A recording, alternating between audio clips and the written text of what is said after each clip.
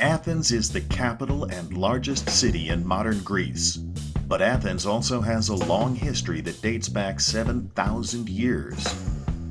Modern ideas about democracy first developed in ancient Athens. Unlike Sparta, it was difficult for the rulers of ancient Athens to have complete control over their citizens.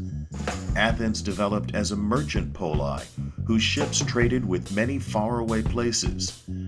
The traders were exposed to many new ideas. The first Athenian rulers were warriors who controlled the poli by force. The warrior families called themselves aristocrats.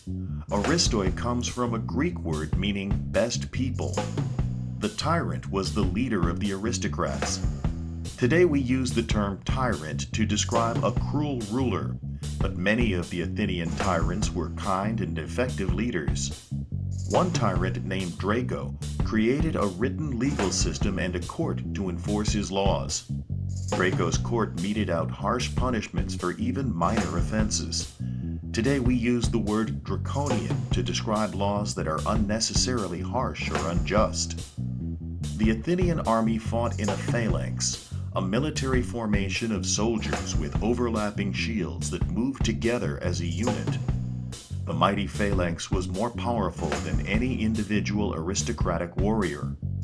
Soldiers no longer needed to be wealthy enough to afford a horse, so Athenians from less prosperous families could join the army. The aristocratic families learned to consider the needs of all Athenian families to keep from losing support from the army. In 594 BCE, Solon became leader of Athens. Solon repealed Draco's harshest laws and assembled a group of ordinary citizens to vote on how Athens was to be governed. The assembly gathered 40 times a year and was open to all male citizens with at least 2 years of military service. The word for people in ancient Greece was demos. Kratos meant rule. The government created by Solon was a democracy where people ruled the polis. Most democratic nations have elected representatives to make laws, but Athens was a direct democracy because the citizens acted as lawmakers.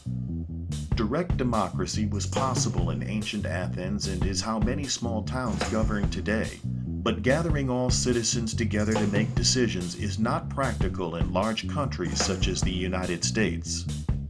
A council known as the Boule managed the daily affairs of the polis. Members of the Boule were not elected. They were chosen randomly from the assembly so that every qualified person had an equal opportunity to serve on the council. At the end of the year, members of the Boule appeared before the assembly to account for their work. Only adult males born in Athens participated in the assembly. Athens encouraged outsiders to move to their polis, but only freeborn males could vote. Women could own property but were not allowed to vote. The members of the assembly had time to work on public affairs because slaves did most of the physical work of the polis. About 1 in 4 people living in Athens were slaves. The members of the assembly accounted for only about 1/4 of the total population of Athens. Participation in government by common people was an idea that eventually became a model for other governments.